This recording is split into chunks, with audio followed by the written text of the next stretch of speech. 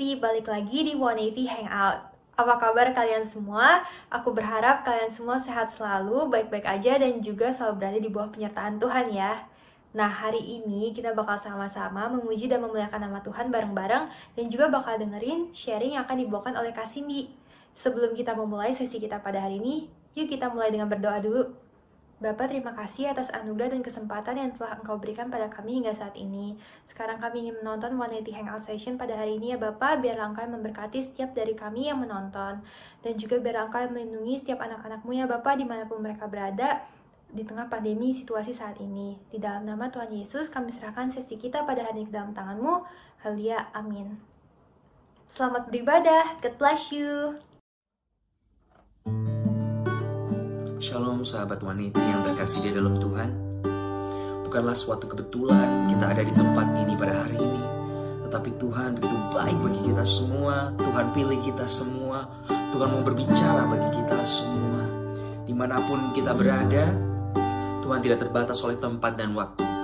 Tuhan tidak terbatas oleh media apapun. Dan yang pasti waktu kita berikan hati kita pada Tuhan, Tuhan akan berbicara pada setiap kita. Mari kita sembah Tuhan pada hari ini. Mari kita puji Tuhan. Apapun situasi kita, apapun kondisi yang kita alami, berikan semua itu pada Tuhan dan sembahlah Tuhan. Mari kita berdoa. Bapa, kami bersyukur Tuhan Yesus, kalau Engkau boleh persatukan kami di tempat ini. Sebentar lagi Tuhan Yesus, kami mau memuji dan menyembah-Mu Tuhan Yesus. Biarlah Engkau beracara di tengah-tengah kami ya Tuhan Yesus. Biarlah Engkau Tuhan ya Tuhan yang layak ditinggikan di tengah kami Tuhan Yesus. Biarlah Engkau hadir Tuhan di tengah-tengah kami dan menjamah setiap jiwa-jiwa ya Tuhan Yesus. Terima kasih ya Tuhan. Kami mau bersyukur akan segala sesuatu ya Tuhan yang terjadi dalam kehidupan kami.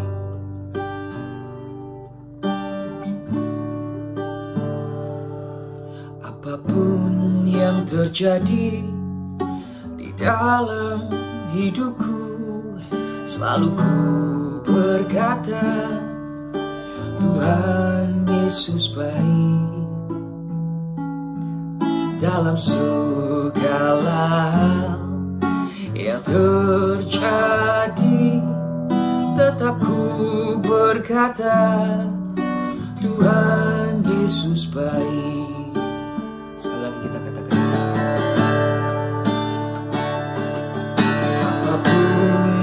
terjadi di dalam hidupku, selalu berkata, Tuhan Yesus baik.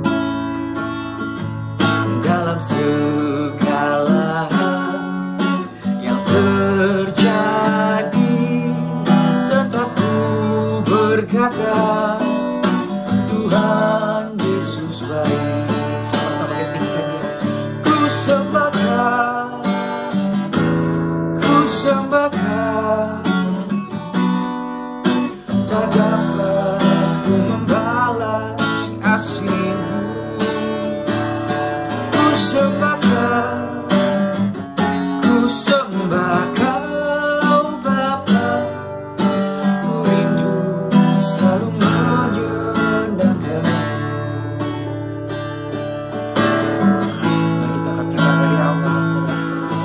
Apapun yang terjadi di dalam hidupku, selalu ku berkata, Tuhan Yesus baik.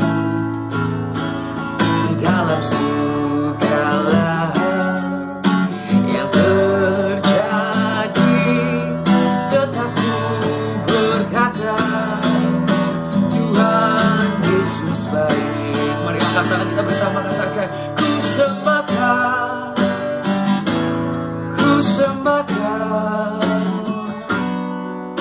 tak dapat ku membalas kasih-Mu. Ku sembahkan, oh Bapa, ku rindu selalu menyenangkan. Sekali lagi saudara, ku sembahkan,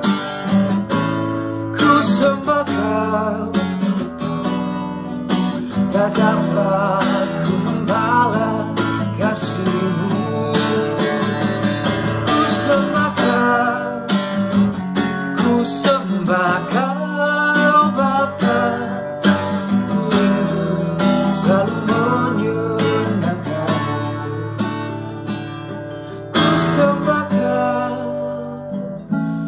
Ku sembah Kau, tak dapat ku membalas kasih-Mu. Ku sembah Kau Bapa, ku rindu selalu menyenangkan-Mu. Ku rindu selalu menyenangkan-Mu. Ku rindu selalu menyenangkan. Mari dimanapun kita berada sekarang, sahabat-sahabat wanita yang ada, mari kita sembah Dia. Mari kita sembah Tuhan Yesus. Oh Yesus, Tuhanlah yang layak disembah. Oh pujilah Tuhan, hai jiwaku, tinggikanlah Dia segenap batinku. Oh Allah Roh Kudus, dipujilah di tengah-tengah kami. Oralalarabasana maya rabababase,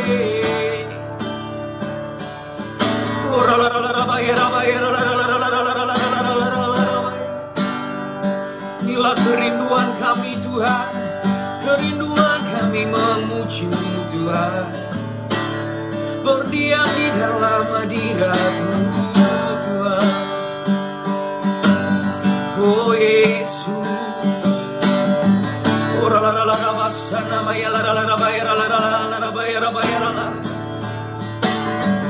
urababasana maya laralalarabaya. Oh Yesus Tuhan, oh Yesus Tuhan, oralalarabasana maya laralalarabaya. Penuhi setiap sahabat-sahabat wanita yang ada Tuhan di tempat ini,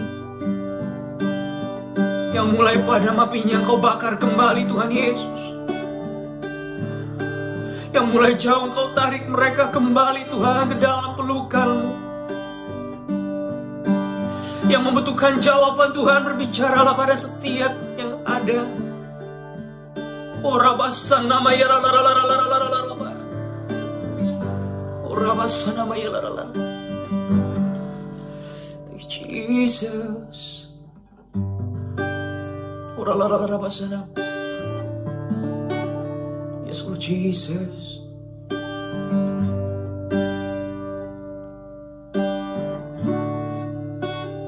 Take me to a place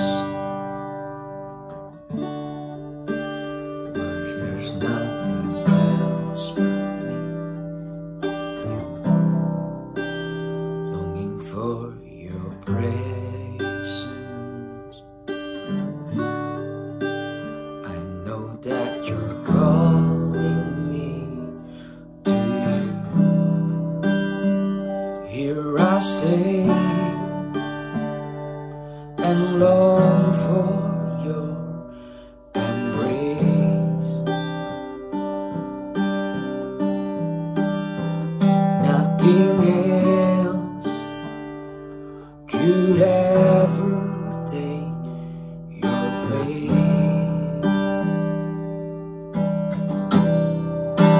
Come Holy Spirit, fall in this place. I need more and more of You. Fill me again with the power of Your Spirit. Lord, I'm crying out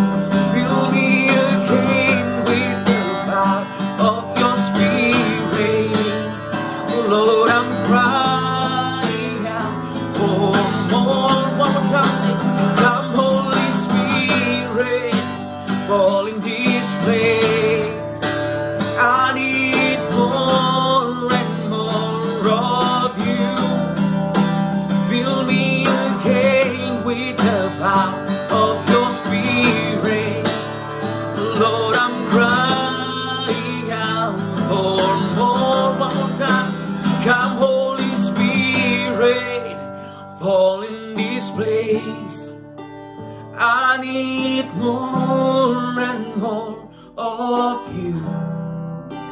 Fill me again with the power of your Spirit. Lord, I'm crying out for more and more of you. I'm crying out for you. I'm crying out for you, God. Crying out for you. Kami welcome Kau Tuhan. Kami undang Roh Kudus-Mu Tuhan. Oh Yesus Tuhan. Holy Spirit, Holy Spirit, you are magnified in this place, oh God. Uralarabassanamo, kiaralarabossanamo, kiarabassanamo, kiaralarabossanamo, yeah. Oh, come Holy Spirit, fall in this place. I need more and more of. Fill me again with the power of your Spirit. Lord, I'm crying out for more. Come, Holy Spirit, fall in this place. I need more and more of you. Fill me again with the power of your Spirit. Lord, I'm crying out for more. Come, Holy Spirit, fall in this place. I need more and more of you. Fill me again with the power of your Spirit. Lord, I'm crying out for more and more of you.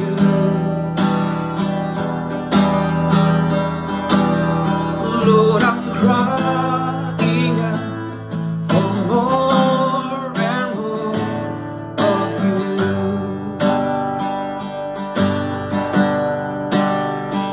Lord, I'm crying out for more and more of you.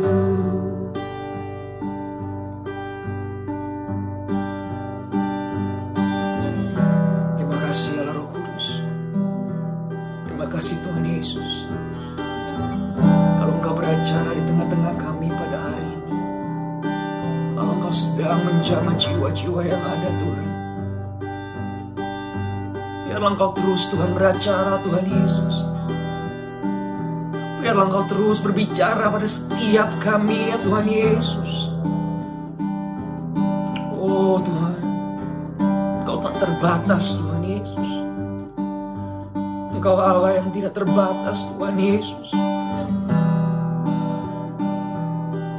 Terima kasih Roh Kudus. Sebentar lagi Tuhan Yesus, kami akan mendengarkan firman. Kami mau kami ya Tuhan Yesus mendengarkan ya Tuhan firman dari Engkau sendiri Tuhan Yesus. Berbicaralah. Biarlah hati kami terbuka lebar-lebar. Hati kami seperti tanah yang gembur Tuhan, yang siap menerima benih itu. Terima kasih Allah Roh Kudus. Terima kasih. Amin. Hai, Shalom Wanita. Senang hari ini bisa ketemu sama teman-teman via virtual kayak gini. Akhirnya biarpun corona kita tetap bisa ketemu. Dan first of all, aku mau terima kasih, thank you Tante Betty atau Pastor Betty dan juga kakak-kakak Teens yang memberikan saya kesempatan untuk sharing buat teman-teman semua hari ini. Nah, begitu Kak Noni minta waktu itu untuk sharing buat Teens, langsung aku flashback gitu ke masa-masa SMP SMA, bener ya, masa-masa teens, ABG katanya, anak baru gede ya. Nah, masa-masa ini tuh masa-masa yang seru banget, masa-masa yang emang tuh masa transisi, dimana kita yang tadinya tuh masih dianggap kecil, sekarang udah mulai dianggap dewasa nih, tapi kadang-kadang masih dianggap kecil juga, jadi bingung ya. Jadi banyak juga anak-anak yang jadinya stres berat gitu, karena bingung nih sama transisi ini, sebenarnya udah gede apa kecil sih, sebenarnya yang boleh yang nggak boleh itu yang mana gitu, bingung, pengen tahu tapi nggak boleh, tapi satu hal yang lain juga harus ambil tanggung jawab gitu kan, jadi bingung. Nah, bersyukur nih kalau kalian tuh punya komunitas kayak teens kayak gini tuh, ini enak banget karena kalian tuh punya mentor, kalian punya kakak-kakak rohani yang siap untuk membimbing kalian, mendirect kalian.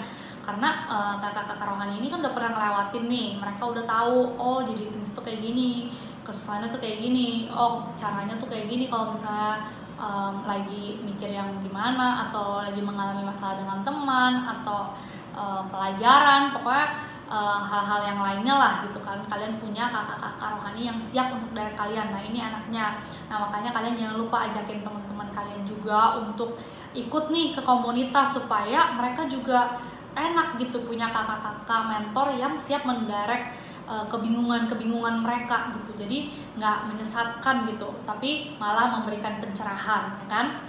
Nah, aku inget waktu SMP SMA ini juga banyak muncul nih tawaran-tawaran, entah itu tawaran tuh misalnya tawaran gini, yang memperluas skill, memperluas wawasan, memperbanyak skill, memperdalam apa yang kita mau pelajari, hobi mungkin itu kita mulai bisa nih di SMP SMA ini, ya kan. Tapi juga ada di sisi lain tawaran-tawaran yang buruk nih, misalnya kayak tawaran merokok atau minum-minuman yang enggak, pokoknya yang enggak deh, nonton yang enggak, pergi ke tempat yang enggak, pokoknya enggak gitu ya. Nah, itu juga ada tuh tawaran-tawaran kayak gitu di umur-umur sekalian lah, 12-18 begitu ya. Nah, ini tuh juga sebenarnya kalau dibicarain dosa atau enggak, ya of course dosa lah ya, karena itu kan jadi bikin kita keterikatan sama dunia, jadi pengen more and more gitu, dan makin jatuh makin terbelenggu gitu. Nah, tapi aku mau ajak kita untuk mikirnya logis, kayak firman Tuhan juga bilang gitu, bukan apa yang boleh dan nggak boleh, tapi apa yang baik dan nggak baik. Misalnya kalian lihat Instagram, terus captionnya gini, jangan slide ke kiri. Jadi penasaran pengen slide ke kiri, malahan jadi banyak orang yang slide ke kiri. Dan itu emang udah dibuktikan lah gitu, secara psikologis tuh emang orang kalau dibilangin jangan atau nggak boleh akan semakin bikin gitu, karena jadi penasaran. Nah, makanya firman Tuhan bilang gini, bukannya boleh dan nggak boleh, tapi coba pikir berguna atau nggak berguna. Nah, ini another level, kita mikir berguna atau nggak berguna. Misalnya kalian diajakin nakal gitu ya, berguna nggak sih buat kalian atau nggak berguna, atau malah jadinya akan menghancurkan. Nah, mikirnya gitu, bukannya tapi nggak boleh sama mama papa gitu. Kalau boleh nggak boleh, satu saat pun kalian pasti akan jadi jadi pengen gitu loh, biarpun kalian this time kayak enggak deh gitu, tapi next time bisa jadi mungkin mau. Tapi kalau kalian mikir berguna atau nggak berguna, itu beda. Kalian akan bisa ini bukan karena disuruh, tapi memang saya nggak mau gitu, karena nggak guna buat saya, buat apa saya lakuin gitu kan. Kayak misalnya deh, kalian tuh di musim panas gitu kan, musim panas kalian pakai jaket, mau nggak? Kan nggak dibilang nih boleh nggak boleh, nggak mau lah, pasti kan panas, nggak berguna, buat apa kita pakai. Itu juga sama, kalau misalnya ditawarin yang nggak berguna, buat apa kita pakai, bikin sengsara diri kita sendiri gitu. Nah, hari ini aku mau ajak kita sama-sama belajar untuk mulai dari muda ya. Jadi judul khotbah saya hari ini mulai dari muda. Nah, banyak teman-teman juga yang saya dapetin waktu SMP SMA nih, bahkan kuliah deh gitu ya, yang pokoknya masih muda-muda ini tuh kalau diajakin gini, kita doa yuk, kita ke gereja yuk, kita ini yuk gitu, gak ada yang mau gitu loh. Maksudnya jarang yang mau. Mereka kayak bilangnya nanti deh, masih muda, nantilah kalau udah kerja, nanti kalau udah kuliah, nanti kalau udah punya keluarga misalnya gitu ya. Bahkan gak jarang nih, misalnya kayak aku waktu itu punya temen, terus dia udah dalam Tuhan, terus aku bilang gini, cuma dia belum baptis, jadi aku bilang baptis aja yuk gitu. Terus dia bilang, janganlah, nanti aja, belum bisa deh gue hidup holy gitu. Terus aku bingung kayak, kenapa takut gitu, kenapa orang selalu jawabnya nanti aja. Kalau disuruh ikut Tuhan, jawabannya nanti aja. Disuruh doa, nanti aja. Ikut komunitas, nanti aja gitu. Tapi kalau diajakin yang aneh-aneh, ayo, bingung kan, bingung banget sih. Nah itu makanya aku mau kita sama-sama belajar hari ini, kalau misalnya kita tuh bisa manfaatin masa muda kita itu jadi sesuatu yang berarti gitu. Kita nggak usah kayak nunggu nanti, kita curi start duluan, kita mulai duluan. Kita sebagai anak-anak Tuhan, kita kasih contoh, kita jadi terang, kita jadi berkat, bahwa kita mulai duluan aja, nggak usah nanti-nanti gitu. Nah hari ini ada 3 tokoh Alkitab yang aku mau sharing ke kalian, yang dipanggil dari waktu muda. Nah yang pertama adalah Samuel. Ya, kita bisa buka ayatnya di 1 Samuel ayat 3 1-10. Nah kalian bisa baca aja itu semua. Jadi singkat cerita, Samuel ini dipanggil sama Tuhan. Dia tinggal di Bait Allah, dia dipanggil sama Tuhan, dia mendengar suara Tuhan, dan dia akhirnya pertama dia nggak tahu kalau itu tuh suara Tuhan. Tapi karena dia punya mentornya adalah Imam Eli. Nah kayak kalian juga nih, misalnya kalian doa, kalian tuh misalnya dapat apa gitu ya, kalian bisa tanya langsung ke kakak rohani kalian, ke mentor kalian lah pokoknya. Mau ke orang tua kek, mau ke kakak rohani kek, mau ke pastor, pokoknya kalian tanya gitu ke mentor kalian, ini begini ya gitu. Nah itu enaknya, kalian tuh bisa tanya dan kalian bisa langsung didirect, yang bener tuh gimana sih, yang bener tuh ini tuh kayak gini, oh maksudnya tuh ini seperti ini gitu. Jadi nggak sembarangan ke kiri dan ke kanan gitu, nggak mencari-cari, tapi kalian tuh langsung ke direct. Kayak gini, misalnya kita tuh mau ke, kalian di suatu area yang baru, terus ada penduduk di sana, kalian mau ke katakanlah tempat A, kalian enakan tanya dong ke langsung penduduk itu gitu, Pak atau Bu, kalau saya mau kesini tuh lewat mana ya, daripada kalian cari-cari sendiri yang ada kalian nyasar. Mendingan kalian langsung tanya ke penduduk yang emang ada di situ, Pak atau Bu, ini kalau mau kesini lewat mana ya gitu. Jadi kalian nggak cari-cari. Nah yang pertama adalah find God. Bisa melalui mentor kalian, bisa memang kalian doa sendiri, baca Alkitab, baca firman Tuhan, rajin ibadah, kalian pasti akan nemuin tuntunan Tuhan gitu. Nah itu yang pertama. Yang kedua adalah fight ini kita buka ayatnya di 1 Samuel 16 ayat 11-12. Jadi nanti kalian bisa buka aja sendiri. Jadi ini ceritanya, Daud ini diurapi menjadi raja waktu dia muda.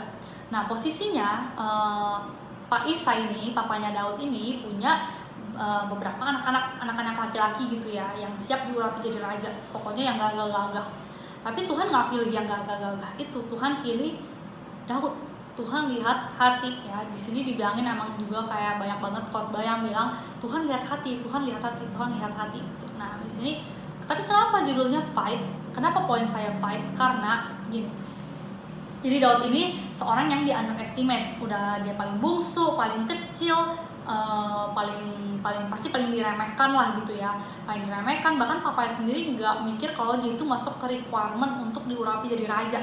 Oke, jadi papanya sendiri underestimate dia gitu. Tapi Tuhan itu lihat kalau misalnya dia itu setia sama kambing dombanya, dia itu setia sama yang dilakuin. Dan bahkan nih waktu nantinya kan dia diurapi akhirnya sama Samuel, dia diurapi jadi raja. Terus satu kali bangsa Israel ini lagi berperang sama bangsa Filistin. Nah bangsa Filistin ini ada semua pasti tahu Goliat ya, pasti tahu raksasa Goliat. Nah Daud ini ngalahin Goliat itu, ngalahinnya bukan dengan kekuatannya dia, tapi Daud ini ngalahin Goliat itu, Daud bilang gini, pokoknya nggak bener nih si Goliat ini menghina Tuhan saya. Jadi Daud ini berperang bukan karena bukan dia hebat, bukan dia jago, tapi Daud ini berperang karena kayak dia tahu, wah masa Tuhan gue bilang gitu. Nah kita juga harus kayak gitu gini. Fight di sini berarti kita kayak gini, misalnya tawaran yang nggak bener tadi ya, kita fight tawaran tersebut. Kenapa? Karena kita tahu, wah masa saya anak Tuhan saya disuruh bikin kayak gitu, no gitu ya. Jadi kita juga harus tahu posisi kita bisa fight tawaran-tawaran itu. Tapi juga ada satu hal lagi yang harus kita fight, yaitu the voices inside our heart yang bilang kalau misalnya kayak aku nggak tahu di sini kalian ada nggak yang dibilangin kayak gitu, tapi kalau kayak Daud nih yang udah di underestimate di keluarganya, bisa aja Daud tuh berpikir kayak I'm not enough, gue tuh nggak hebat, gue tuh nggak pinter, nggak bisa, orang-orang bilang aja gue nggak bisa gitu. Tapi di sini Daud nggak pikir kayak gitu. Daud tuh fight the voices gitu loh. Daud itu mikirnya cuman apa? Fokusnya Daud cuman Tuhan, cuman apa kata Tuhan. Tuhan yang pilih dia jadi raja, itu kata Tuhan. Kata Tuhan adalah kamu mau aku pakai. Kata Tuhan adalah buat kalian semua, kamu mau saya pakai gitu. Jadi kalian gak usah mikirin nih, bisa kek, nggak bisa kek, saya nggak cukup ini, nggak cukup itu, saya kayaknya nggak bisa, nggak berpengalaman, nggak punya skill, nggak punya talenta. Itu kalian gak usah pikirin. Yang penting kalau Tuhan udah bilang A, itu berarti A gitu. Nah, yang kedua poin saya tadi adalah fight. Yang ketiga adalah faith. Oke, faith ini kita akan belajar dari seorang tokoh yang namanya Yusuf. Yusuf ini ada di kejadian 37 ya, mulai dari situ up itu ceritanya Yusuf. Kalian bisa baca sendiri. Jadi Yusuf ini dikasih karunia mimpi. Jadi Yusuf mimpi jadi pemimpin, tapi ternyata di tengah-tengah ini dia malah dijual sebagai budak oleh kakak-kakaknya. Tapi Yusuf nggak kecewa sama Tuhan. Yusuf nggak bilang, Tuhan mana janjinya, katanya saya mau jadi pemimpin, kenapa saya jadi budak gitu. Saya katanya begini, tapi kenapa gini, udah nggak mungkin dia kecewa gitu. Enggak, tapi Yusuf ini lakuin aja gitu apa yang ada di depan matanya. Dia percaya kalau Tuhan itu turut bekerja. Kayak dibilang juga di firman Tuhan Roma 8 ayat 28, Tuhan turut bekerja dalam segala sesuatu untuk mendatangkan kebaikan. Tapi ingat, bagi mereka yang mengasihi dia. Oke? Nah di sini kita bisa lihat Yusuf itu mengasihi Tuhan. Kenapa? Karena apapun, dimanapun Yusuf ditempatin, apapun yang dia lakuin, dia itu lakuin seperti untuk Tuhan. Jadi dia ini selalu excellent. Jadi budak dia excellent, di penjara juga dia jadi narapidana yang excellent gitu. Jadi dia ini selalu excellent. Jadi kalian nih misalnya, kalian dipercayain satu hal yang kecil gitu ya, excellent aja dulu di situ. Kalian percaya kalau misalnya masa depan yang cerah penuh pengharapan itu janji Tuhan untuk setiap kita. Tapi kalaupun kita belum sampai melihat itu setia aja dulu sama yang di depan sini. Kita percaya kalau Tuhan itu turut bekerja untuk mendatangkan kebaikan. Oke, Tuhan akan menuntun kita pada akhirnya ke sana. Ya, jadi kita cuma perlu faith di dalam firman Tuhan, di dalam apa yang dipercayakan Tuhan dalam kehidupan kita. Jangan kita ngelihat orang lain punya dia tuh lebih bagus tuh, kenapa gue nggak kayak gitu aja, yang itu punya ini pasti dia lebih bisa. Nggak usah lihat kayak gitu, nggak usah lihat kiri kanan, lihat aja firman Tuhan bilang kalau masa depan yang cerah penuh pengharapan itu janji Tuhan. Udah, itu aja yang kita perlu lihat. Nah, aku mau kesaksian juga sedikit ini waktu saya dari SMP ke SMA ya. Jadi pokoknya singkat cerita, di SMA itu saya lemah lah di matematikanya, karena emang susah banget dan ya kebanyakan juga merah gitu. Maksudnya ada waktu itu satu angkatan ada 3 kelas, emang juga banyak banget yang merah. Tapi di situ saya merahnya lumayan parah dan cuman karena satu merah ini, cuman parah banget emang merahnya, bisa jadi nggak naik kelas. Oke, jadi di situ padahal yang lainnya oke gitu loh. Maksudnya ada yang bagus, ada yang oke, tapi cuman ini merah masa bikin nggak naik kelas. Itu kan bikin kesel banget ya. Jadi akhirnya ya udah deh, puji Tuhannya tuh Tuhan. Jadi itu semester 1 ambil rapot merah, terus semester 2 nggak tahu gimana ceritanya gurunya itu nempatin orang-orang yang pinter-pinter gitu di sekitar aku, ranking 1, ranking 2, ranking 3. Nah akhirnya aku minta mereka untuk kayak, pokoknya kalian ini juga, mereka juga mau sih, terima kasih banget buat mereka ini ya, mereka ini berjasa juga. Jadi saya bilang sama mereka, pokoknya kalian bilang ya kalau misalnya aku tuh pintar, aku bisa. Kalau setiap kali aku tanya ke kalian nggak boleh ada yang hina aku ya gitu. Dan mereka mau lagi. Ya intinya memang mereka teman-teman yang baik. Jadi mereka akhirnya mau. Dan singkat cerita di semester 2 itu nilai saya yang tadinya merah bisa berubah jadi 8, 9, 10, 8, 9, 10. Dan akhirnya menyelamatkan raport saya.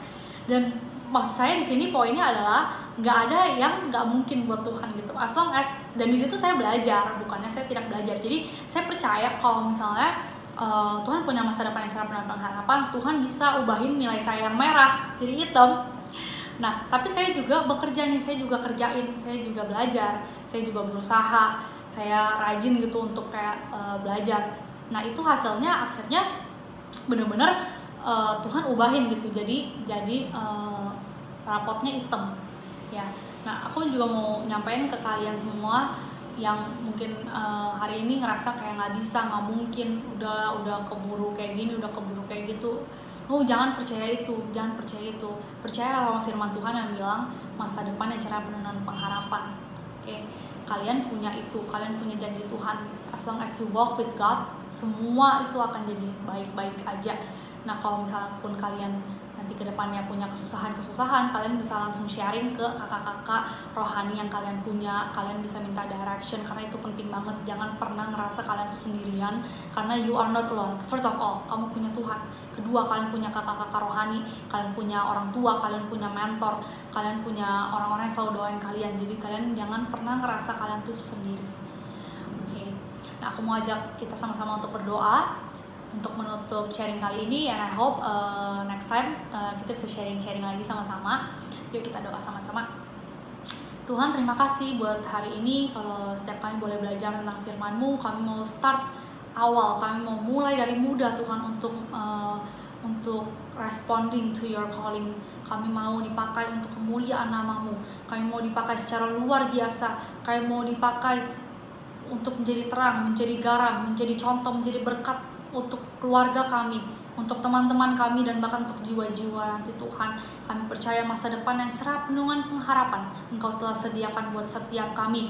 Terima kasih Tuhan, terima kasih Tuhan Yesus. Kami serahin semua ke dalam tangan-Mu, di dalam nama Tuhan Yesus Kristus. Haleluya, amin. Thank you guys, see you next time.